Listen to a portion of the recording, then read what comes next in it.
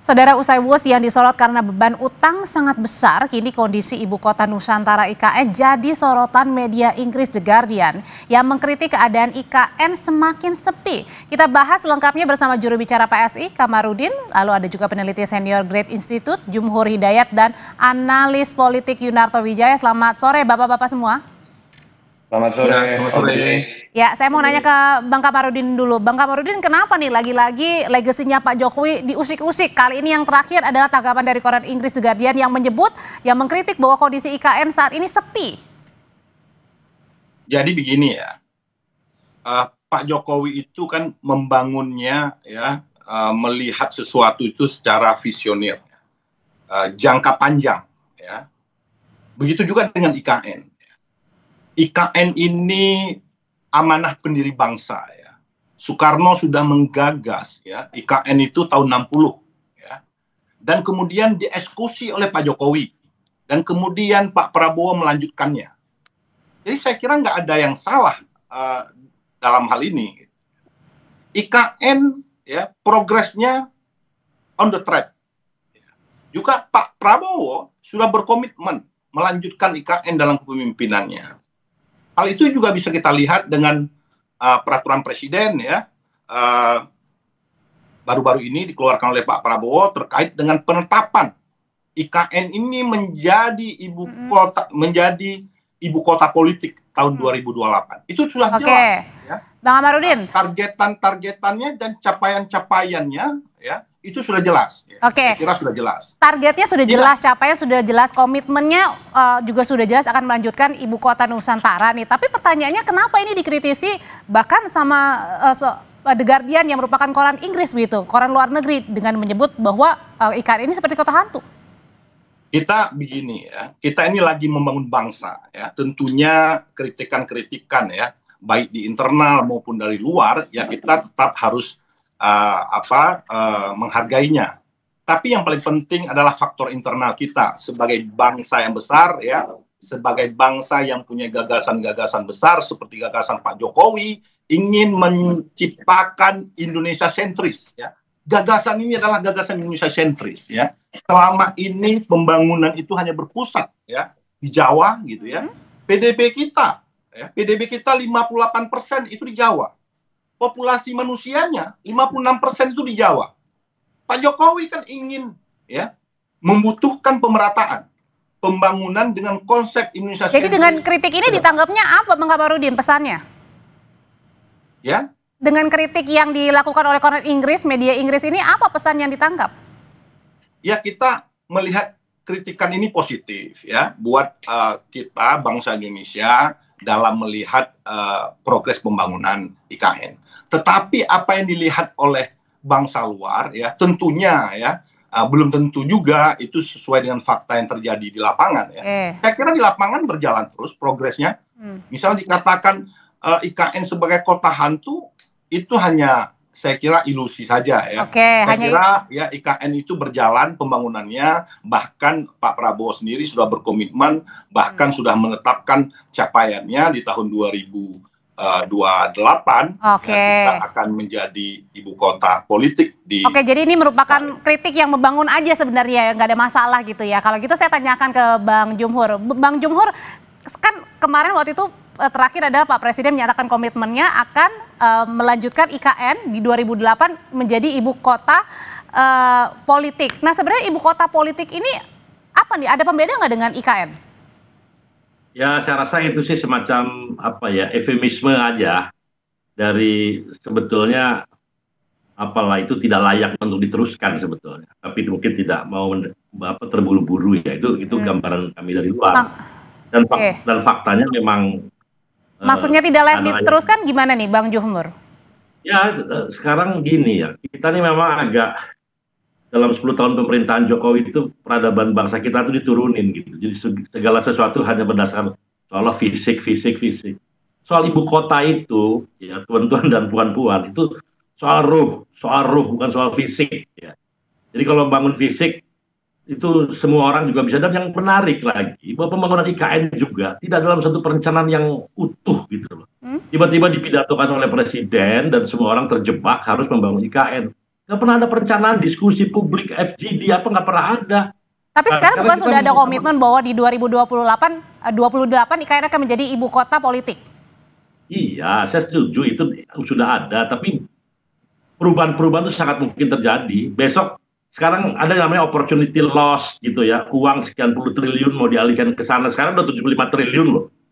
Nah, sementara kita tahu ada berapa puluh juta orang yang miskin yang kelaparan, bahkan apa itu nggak lebih penting gitu untuk pertumbuhan ekonomi, pusat pertumbuhan apa ya, harus di satu titik dengan dana sebesar itu, dengan uang sebesar itu. Kalau tiap beberapa kota dibesarkan dengan tambahan 2-3 triliun nanti, jangan-jangan tuh menjadi pusat pertumbuhan dari beberapa puluh kota gitu loh. Idenya tuh jadi apa ya, tidak science and knowledge based apa namanya economic policy, jadi tidak berbasis sains dan ilmu pengetahuan pengambilan kebijakan pada waktu itu. Dan kita sekarang tidak usah terjerumus mengikuti kegagalan itu. Dan jadi artinya kalau dianggap kegagalan tidak dilanjutkan, Bang Jumhur? Ada ide kenapa? Kalau dianggap kegagalan berarti artinya dilanjutkan atau enggak nih komitmen untuk ibu kota Nusantara ini? Menurut saya, kalau nanti ya Bang Jumhur ya, tahan dulu ya, usai jeda tetap bersama kami di Kompas Petang.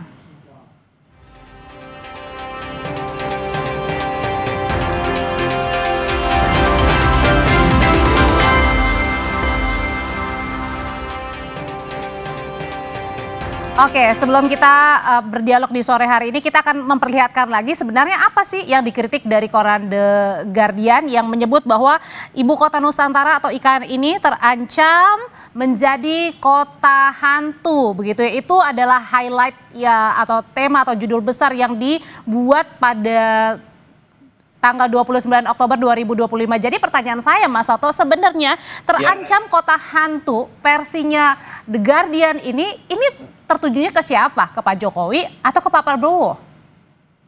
Iya, harus ditujukan kepada Pak Prabowo yang masih punya otoritas untuk menyimpulkan dan memutuskan apakah ini akan diteruskan atau tidak. Diteruskan pun dalam skala waktu berapa lama. Karena setiap pengambilan keputusan akan menimbulkan resiko. Yang jelas ada beberapa fakta yang nggak bisa dibantah. Pertama, ini sudah lari dari schedule atau timeline yang sebetulnya coba dibangun oleh Pak Jokowi di awal kemudian ingin membangun IKN. Yang kedua, dan itu bisa dilihat, yang kedua realisasi anggaran dari tahun ke tahun itu terus mengalami penurunan. Kalau kita bicara terakhir di zaman Pak Jokowi itu sudah habis sekitar 70 triliun lebih. 2025 kita bicara mengenai anggaran 14 triliun, itu pun sempat diblokir karena ada efisiensi. 2026 itu hanya 6 triliun.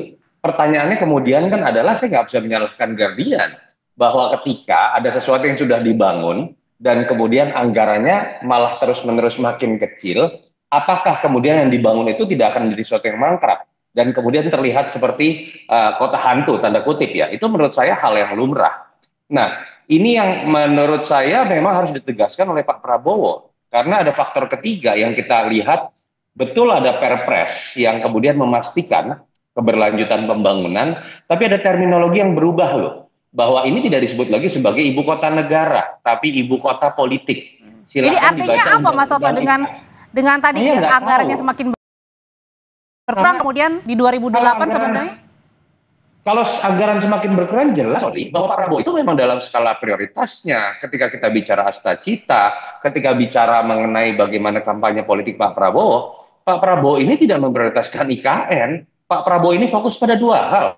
Satu, pangan. Kedua, masalah energi. Kalau mau ditambah yang ketiga adalah penambahan alutsista. Makanya kalau kita lihat keseluruhan anggaran di pemerintahan Prabowo itu hanya 3 itu saja yang berarti artinya di 2028 menjadi ibu kota politik ini belum tentu terlaksana.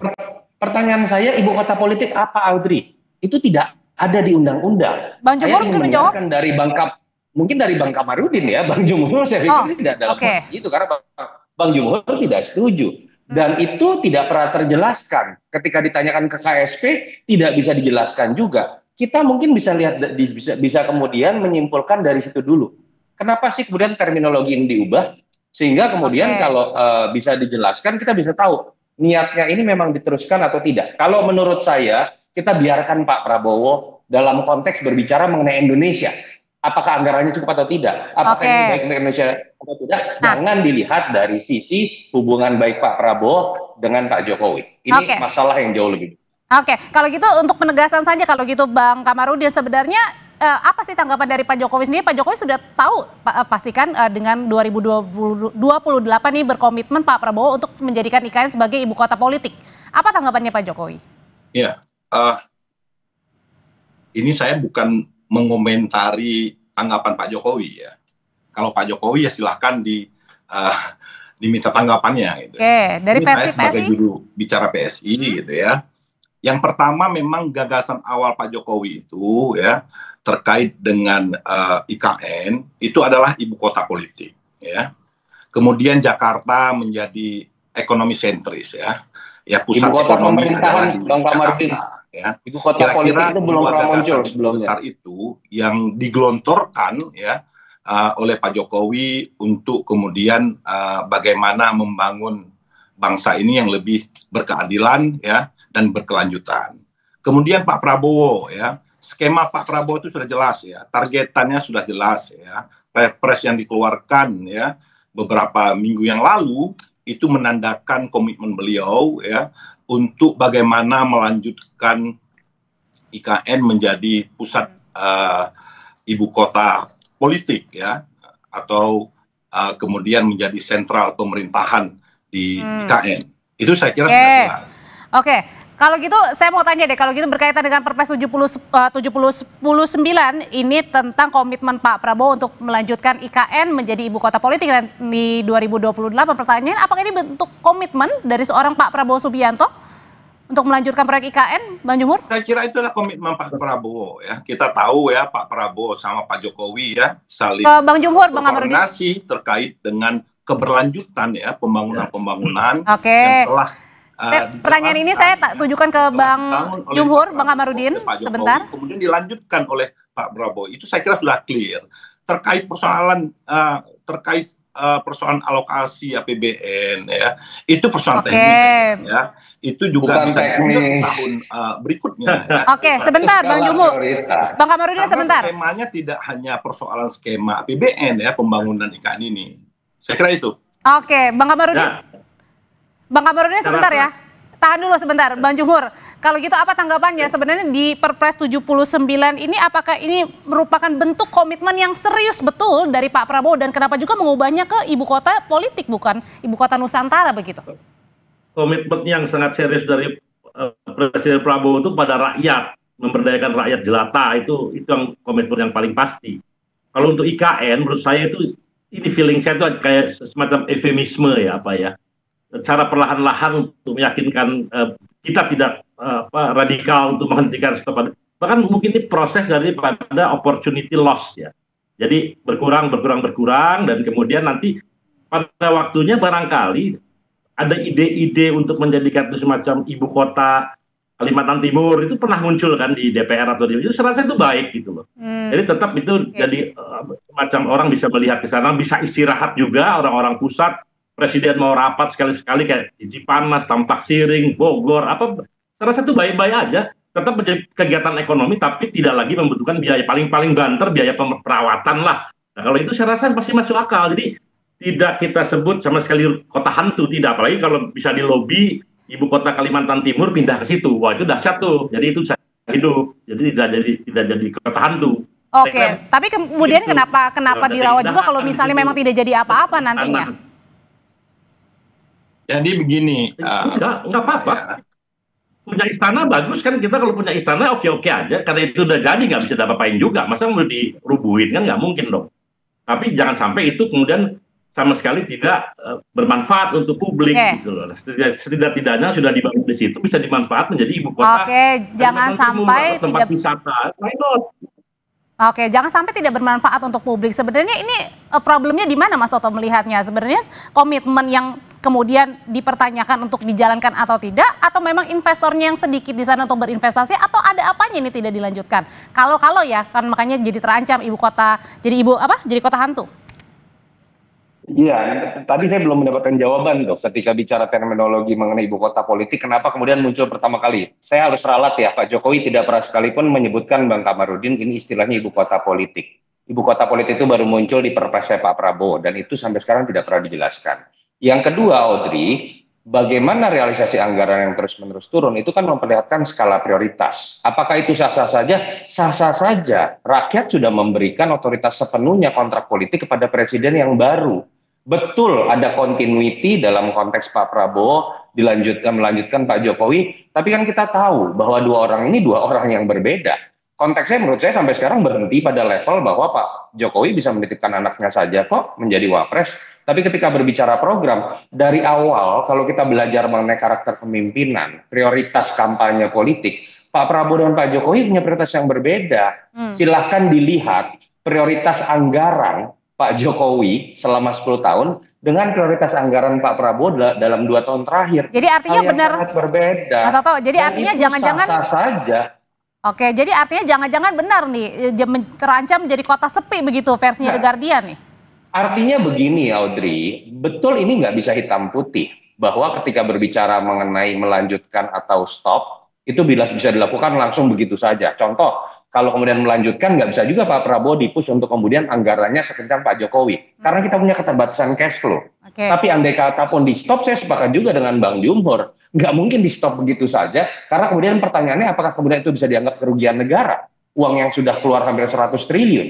Artinya kita nanti akan tetap melihat bahwa apakah kemudian ini akan dialokasikan sesuai dengan amanah undang-undang awal atau bukan, tidak mungkin akan terjadi perubahan undang-undang. Dan seperti kita lihat bahkan beberapa partai dulu pendukung Jokowi sekarang pemerintahan Pak Prabowo seperti Nasdem misalnya sudah memberikan satu ide baru untuk menjadi ibu kota Kalimantan Timur. Kemungkinannya menurut saya masih sangat banyak sekali. Tapi jelas memang IKN bukan program prioritas Pak Prabowo. Dan masih menjadi teka-teki juga ya, akan dilanjutkan serius atau enggak begitu. Terima kasih Mas Yunarto Wijaya, Bang Kamarudin dan juga Bang